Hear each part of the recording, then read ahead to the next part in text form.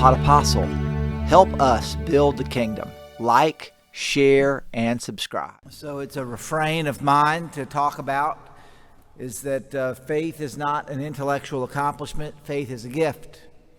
And the gift of faith that Thomas was quite weak in, unless I see, I will not believe. And faith is believing in things you haven't seen. So one could say that Thomas was rather lacking in the gift of faith. And God is going to supplement his faith by this encounter.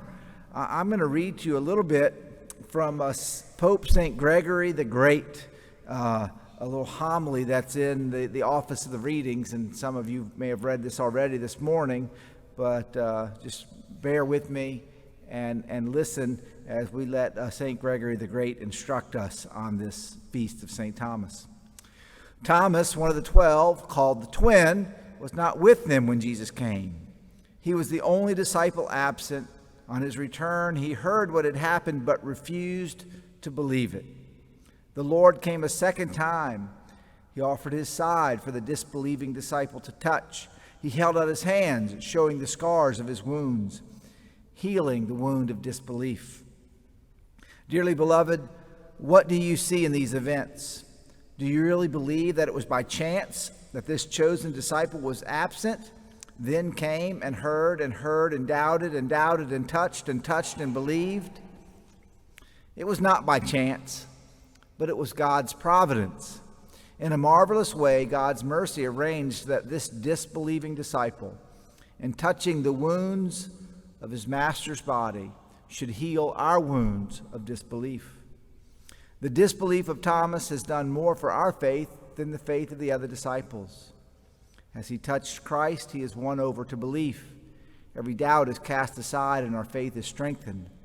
So the disciple who doubted then felt Christ's wounds. Think about that for a second. The wounds of Christ as the path to belief. And he becomes a witness to the reality of the resurrection. Touching Christ, he cried out, "My Lord and my God." Jesus said to him, "Because you have seen me, Thomas, you have believed." St. Paul said, "Faith, the guarantee of things hoped for, the evidence of things unseen." It is clear then that faith is proof of what cannot be seen. What is seen gives knowledge, not faith. When Thomas saw and touched and was told, "You have believed because you have seen me," because what he saw and what he believed were different things. God cannot be seen by mortal man. Thomas saw a human being whom he acknowledged to be God and said, "My Lord and my God." Seeing, he believed. He cried out that this was God, the God he could not see. What follows is reason for great joy.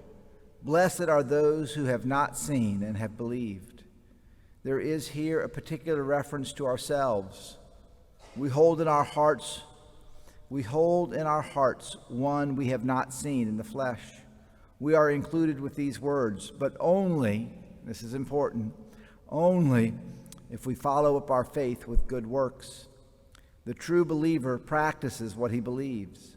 But of those who pay only lip service to faith, Paul has this to say: they profess to know God, but deny him in their works.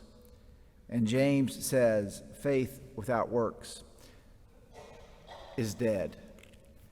And so, my brothers and sisters, Thomas touched the risen Christ, but believed in faith, "My Lord and my God."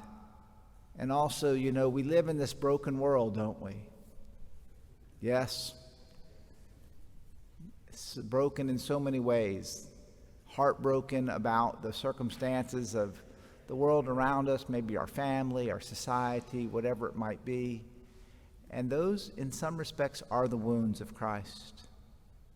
We can't be afraid to touch those things and let the gift of faith come to us.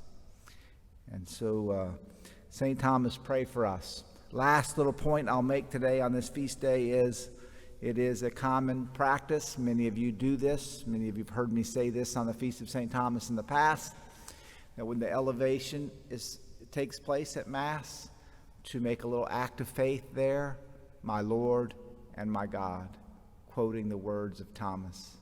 So, my Lord and my God, we see and we believe, right? And so today, St. Thomas again, pray for us.